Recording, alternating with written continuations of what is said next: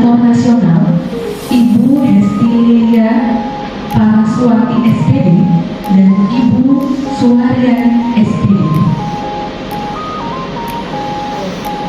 Yang kami hormati Bapak dan Ibu guru hebat peserta berbagai praktik baik 7 jurus BK hebat.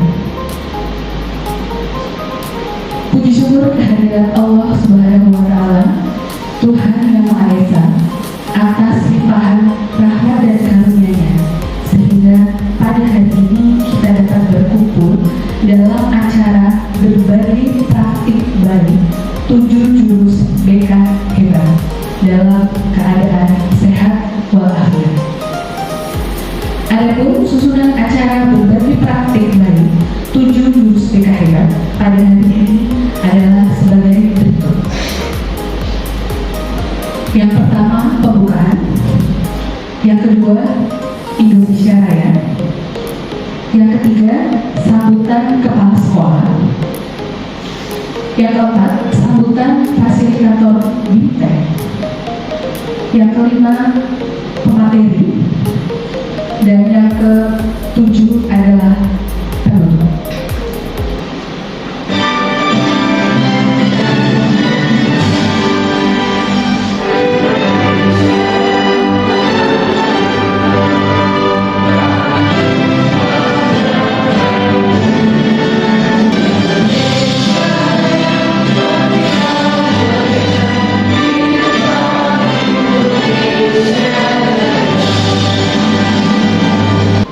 Yang kami hormati Fasilitator Nasional Ibu Hestilia dan Ibu Suharyani. Kemudian yang kami hormati Bapak Ibu peserta berbagi praktik baik 7 jurus BK. Beberapa poin yang saya sampaikan siang ini, yang pertama permohonan maaf Bapak Kepala Sekolah tidak bisa hadir karena dinas luar. Kemudian mohon maaf kondisi sekolah yang sedang kurang rapi di Purun Sewu. Kebetulan bersamaan dengan revitalisasi 14 ruang, sehingga ini aula juga harus disekat jadi 2, yang separuh untuk perpustakaan. Semoga nanti banyak ilmu yang bisa diserap, yang bisa kita tularkan, bermanfaat untuk kemajuan anak didik kita semua. Kemudian kepada Ibu Oki Arista, selamat menjalankan tugasnya untuk diseminasi kepada teman-teman. Semoga acara berjalan lancar. Kurang lebih begitu Bapak Ibu yang saya hormati. Assalamualaikum warahmatullahi wabarakatuh. Assalamualaikum warahmatullahi wabarakatuh. Selamat siang, salam sejahtera untuk kita semua. Yang terhormat Bapak Kepala SMA 3 Cilacap, dan saat ini diwakili oleh Bu Maya sebagai Wakil Humas, yang saya hormati pula Bu Yani sebagai Fasmas pada ini kami, kemudian Bu Oki ya saat ini sepertinya deg-degan gitu, seperti mau ujian. Kemudian yang saya hormati pula Bapak Ibu guru SMA 3 Cilacap. Jadi saya mewakili BPPK mengucapkan terima kasih karena Bapak Ibu sudah menyempatkan waktu untuk mengikuti kegiatan praktek baik ini. Semoga nanti Bapak Ibu bisa menjadi Bapak Ibu guru yang hebat, dan anak-anaknya juga mencetak anak-anak yang hebat. Begitu yang bisa saya sampaikan. Terima kasih atas jamuannya, dan mohon maaf atas kerewohannya mengganggu aktivitas panjenengan semua. Demikian yang bisa saya sampaikan. Wassalamualaikum warahmatullahi wabarakatuh. Assalamualaikum warahmatullahi wabarakatuh. Waalaikumsalam. Selamat siang Bapak Ibu. Yang terhormat Bapak Kepala Sekolah yang hari ini diwakilkan oleh Ibu Maya, terima kasih atas izin yang sudah diberikan. Yang saya hormati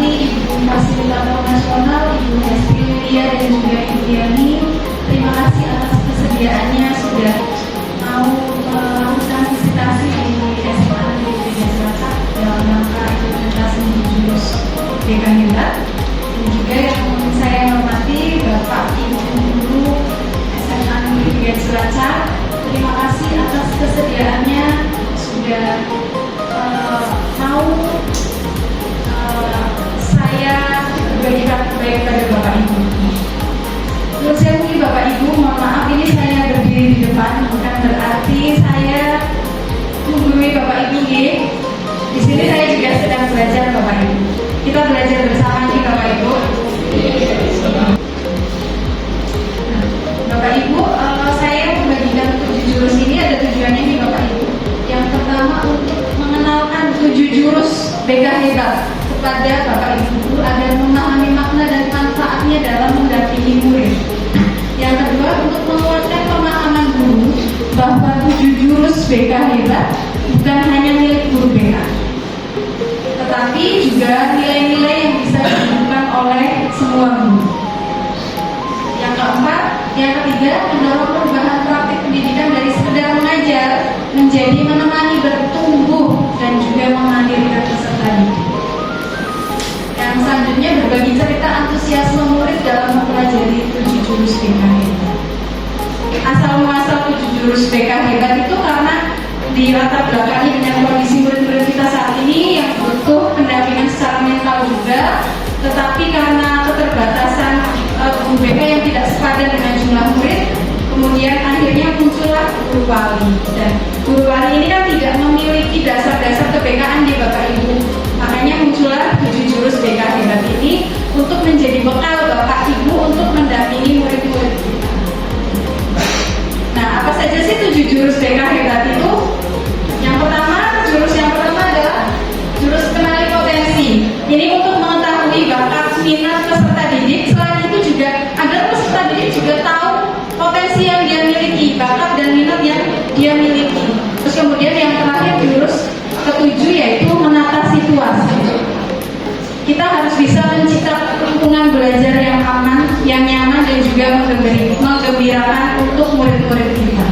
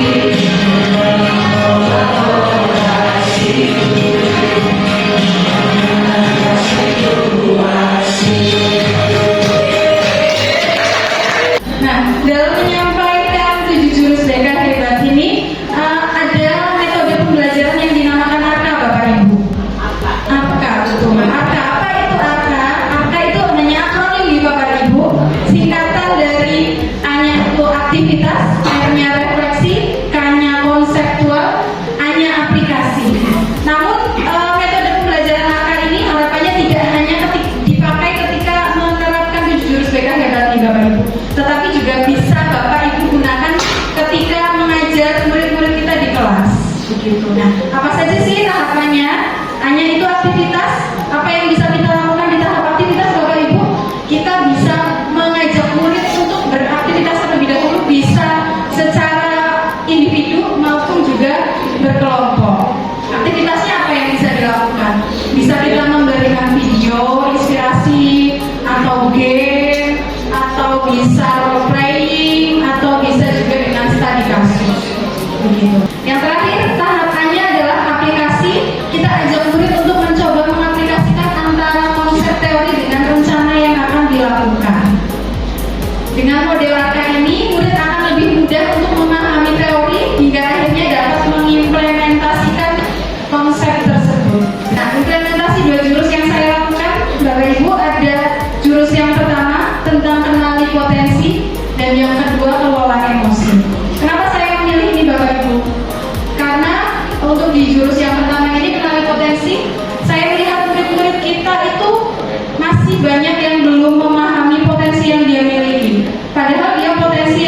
dia punya potensi yang luar biasa, tetapi dia tidak paham bahwa itu adalah kemampuannya dia, kelebihannya dia.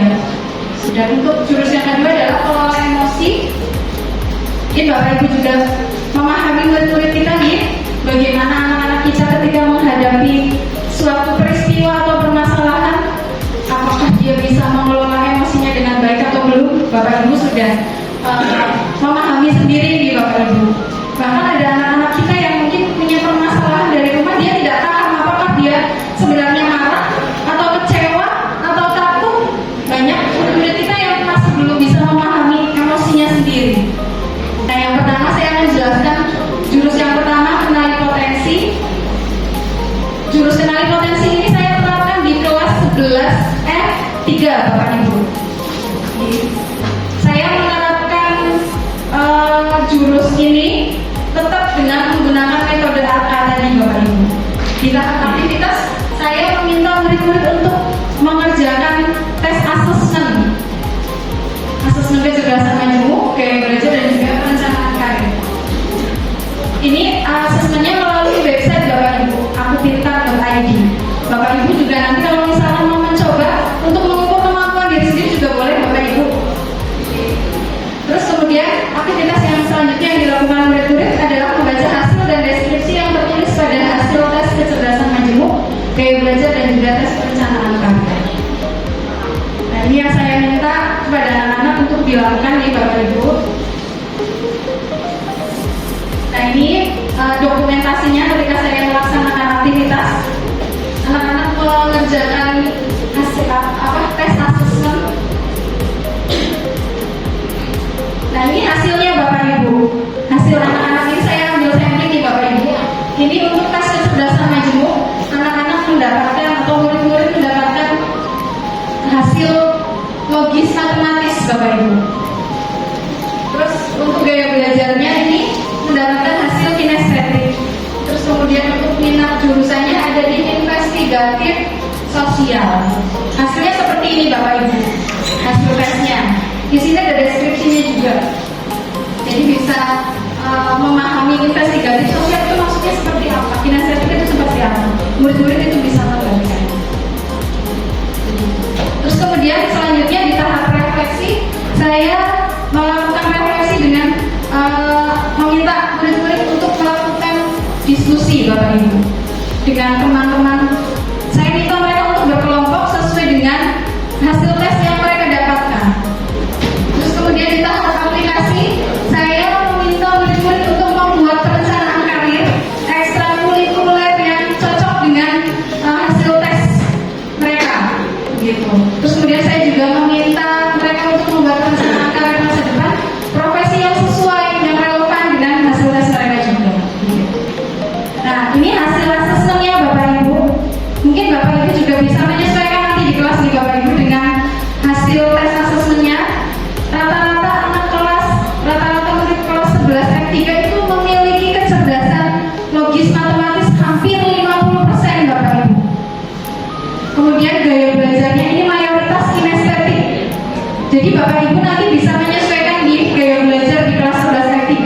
Anak-anak ini suka yang bergerak langsung atau yang suka praktek langsung. Jadi nanti mungkin Bapak Ibu ketika mengajar bisa menyesuaikan.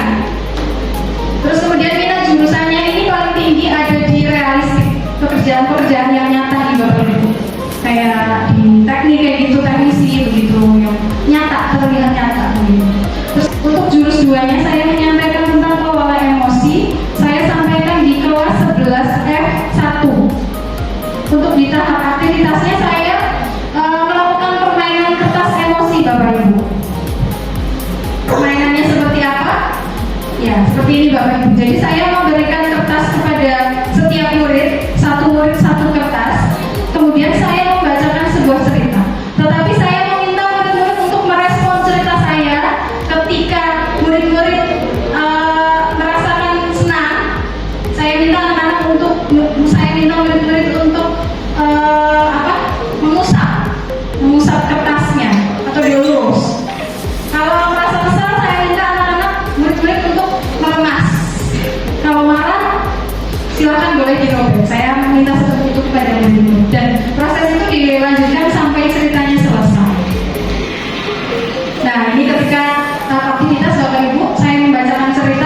murid-murid memberikan respon di kertas yang sudah saya berikan. Nah, selanjutnya di tahap refleksi, saya melakukan diskusi bersama dan juga menggali makna bersama murid-murid. Saya menanyakan kepada murid-murid bagaimana kondisi kertas yang kalian pegang. Saya tanyakan seperti itu kepada murid-murid Bapak Ibu. Terus kemudian, apakah kalian merasa menyesal dengan apa yang sudah dilakukan pada kertas? Dan jawaban anak-anak, jawaban murid-murid itu ada juga yang menyesal Bapak Ibu. Saya tanya kenapa? Karena dia tidak tahu penyebabnya, tapi dia terlalu cepat merespon. Terus jika kertas itu adalah teman kita, bagaimana seharusnya kita bersikap? Itu yang saya ajak anak untuk berdiskusi. Nah, ini dokumentasinya ketika murid-murid menunjukkan kertas yang tadi sudah direspon oleh murid-murid. Ini hasilnya Bapak Ibu. Ada yang masih mulus, ya, tidak ada lipatan satupun. Ada yang lumayan sedikit kusut, ada juga yang sudah kusut banget Bapak Ibu. Karena respon setiap anak kan beda-beda nih Bapak Ibu. Ketika dia mendapatkan suatu peristiwa, anak ini bisa tetap tenang. Oh, anak ini tidak bisa. Ini akan merespon dengan mungkin marah, kesal dan lain sebagainya. Murid-murid. Nah, untuk di tahap konsep, saya menjelaskan tentang konsep pembelajaran saya tentang menyadari diri, mengelola diri, mengambil keputusan yang bertanggung jawab, terampil berrelasi, dan juga peduli sosial.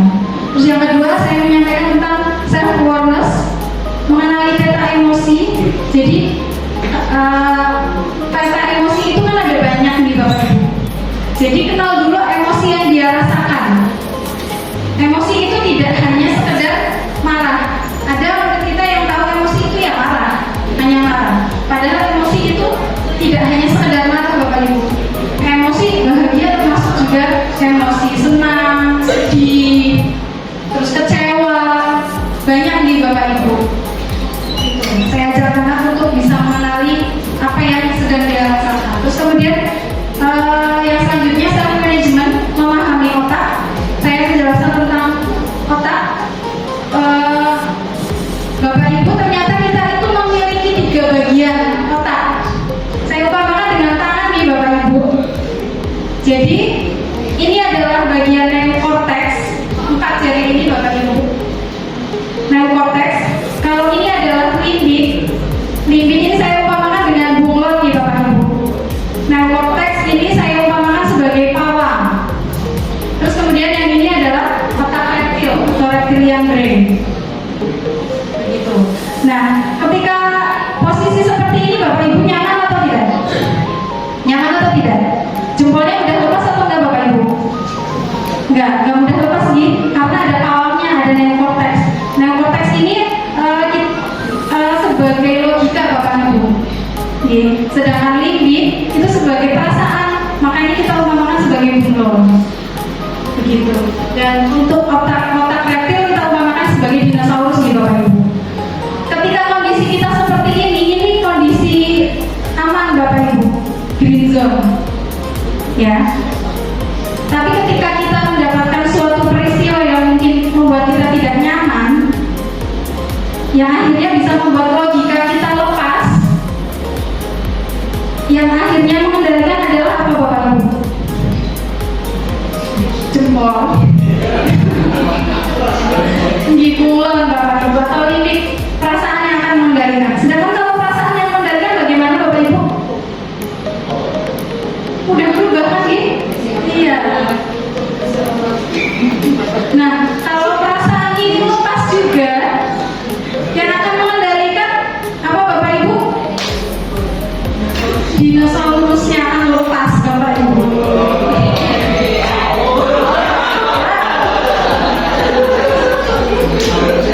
Iya. Jadi ketika kita menjumpai murid-murid kita sedang marah-marah, atau mungkin kita sendiri deh Bapak Ibu, berarti kita tidak sudah subdon ini neokortex dan juga limbiknya. Jadi yang dominan yang menguasai adalah dinosaurus. Sedangkan kalau dinosaurus ini sudah aktif, ini non aktif semua Bapak Ibu. Dan yang modenya dinosaurus itu hanya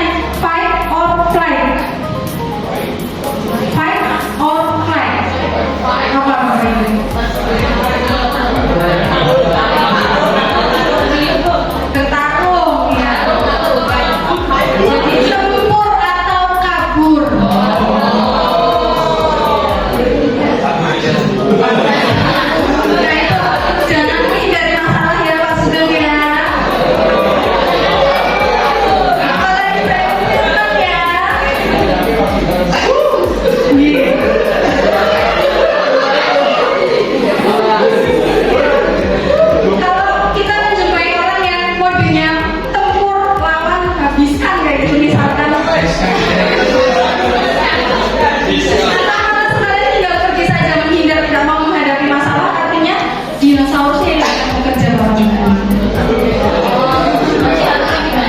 Ya, harusnya kita mampu mengendalikan limbik dan juga kalaunya ini neokorteksnya harus bisa mempertahankan. Iya, ini kalau neokorteks kita lepas ya, limbik yang akan mengambil alih. Kalau kita sudah tidak bisa, logika kita sudah tidak bisa kita kendalikan, limbik yang akan atau perasaan yang akan mengambil alih. Ini lepas juga, ya sudah dinosaurus yang akan bereaksi.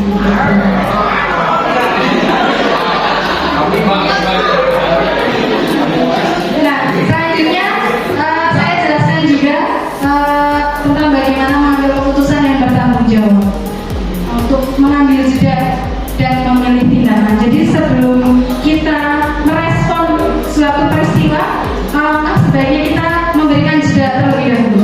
Dalam jeda itu kan memberikan waktu untuk kita berpikir nih Bapak Ibu. Yang tadinya mungkin mau marah-marah, ada jeda akhirnya, dan kalau marah-marah mungkin tidak akan memperbaiki keadaan. Ada rumusnya Bapak Ibu, P plus R sama dengan O. P-nya itu peristiwa, R-nya itu respon, sama dengan O-nya itu hanya itu output Bapak Ibu. Begitu. Jadi kalau kita menerima peristiwa yang negatif, kalau kita memberikan respon yang negatif juga, kira-kira negatif dengan negatif akan menghasilkan apa Bapak Ibu?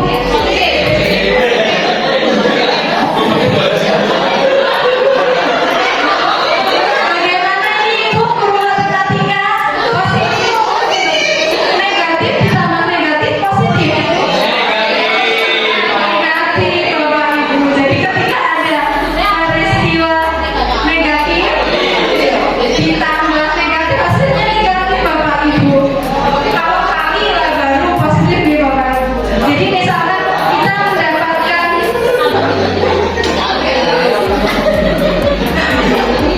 jadi ketika kita mendapatkan peristiwa yang negatif, misalkan kita taruhlah negatif itu 3, minus 3, ditambah respon kita juga sama, minus 3, hasilnya sudah pasti minus 6. Jadi huru-hara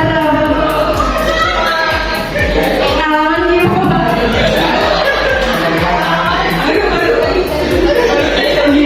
Tapi kalau peristiwa yang kita dapatkan negatif, misalkan sama-sama minus 3, tapi kita memberikan respon yang positif, katakanlah minus 5, hasilnya walaupun mungkin masih kecil, lebih kecil daripada iya, tapi paling tidak hasilnya positif. Minus apa? Plus 2. Begitu. Begitu ya Bapak Ibu. Iya.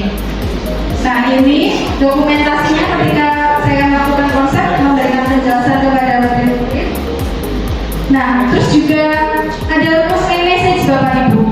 Apa itu rumus iMessage? Nah, saya meminta murid-murid untuk melakukan rumus iMessage dan juga merancang kelas yang bernuansa sel. Aplikasinya seperti ini Bapak Ibu. Saya memberikan LK kepada murid-murid untuk bisa membuat rumus iMessage. Di sini Zainul membuat rumus iMessage. Saya merasa kecewa, saya merasa apa yang saya rasakan. Terus kemudian saat kamu apa peristiwa negatifnya. Terus kemudian saya berharap apa yang diharapkan. Gitu. Ini contohnya, saya merasa kecewa saat kamu melakukan tindakan kecurangan. Saya berharap kamu dapat bertindak jujur dan adil. Saya juga meminta murid-murid untuk bisa mengenali titik emosinya yang hari itu sedang dia rasakan. 50% dia mengalami rasa senang, 40% excited, 9% biasa, 1%-nya ada sedih. Lanjut, Pak Subu. Lanjut saja. Nah, ini ketika murid-murid membuat pada tahap aplikasi ini Bapak Ibu, saya minta murid-murid untuk membuat jurnal emosi itu. Ini ada videonya juga, monggo Pak Subu bisa diputar.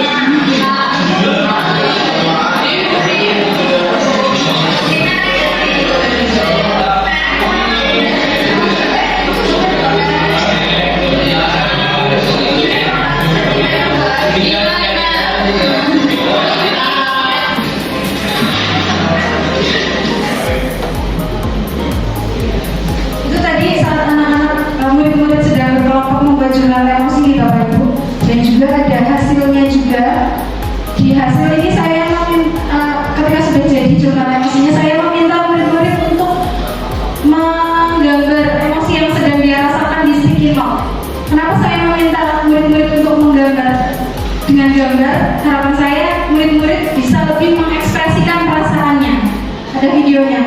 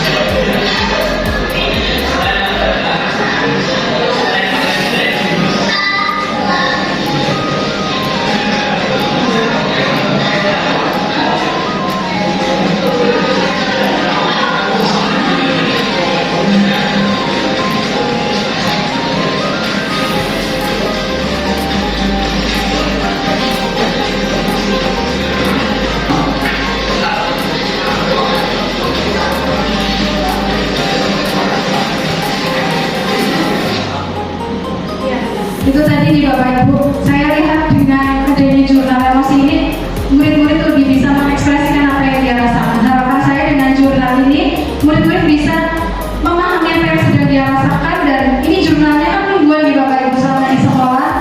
Harapannya ketika hari Senin misalkan dia merasakan marah, merasakan apa, dia mengidentifikasi dalam seminggu itu dominan dia yang dia rasakan apa.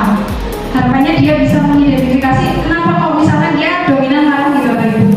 Kenapa kok saya minggu ini kok akhir-akhir ini kok sering marah, apa penyebabnya, dia bisa mengidentifikasi begitu nih Bapak Ibu. Langsung kesimpulan nih Bapak Ibu, jurus 1 dan 2 dapat diaplikasikan kepada murid dengan baik walaupun ada sedikit kendala seperti keterbatasan waktu, website yang harus waiting list tetapi dapat teratasi. Ketika saya mengaplikasikan asesmen tadi, ada kendala Bapak Ibu harus waiting list sekitar 2 atau 3 menit Bapak Ibu, tapi bisa teratasi.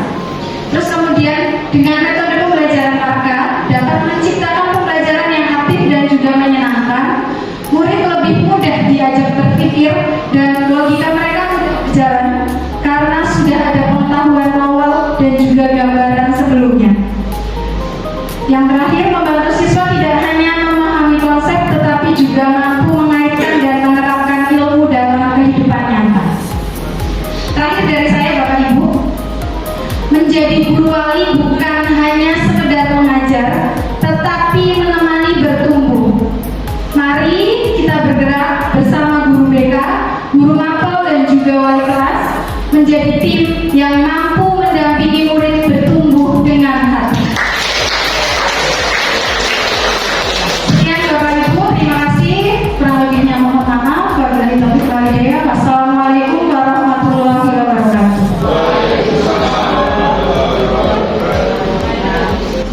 Baik, terima kasih kepada Ibu Oki Arista SPD yang sudah saya beri ilmunya. Bagaimana Bapak Ibu sudah ingat 7 jurus hebatnya tadi ya? Nanti bisa dipraktikkan bersama-sama. Oke. Baik, hadirin yang kami hormati, kini kita telah sampai di penghujung acara. Marilah kita tutup acara berbagi praktik dari 7 jurus BK hebat ini dengan membaca hamdalah bagi agama Muslim dan yang Muslim mensunnah. Alhamdulillah. Baik, kami selaku pembawa acara mengucapkan terima kasih atas kehadiran dan partisipasi Bapak Ibu dan seluruh hadirin.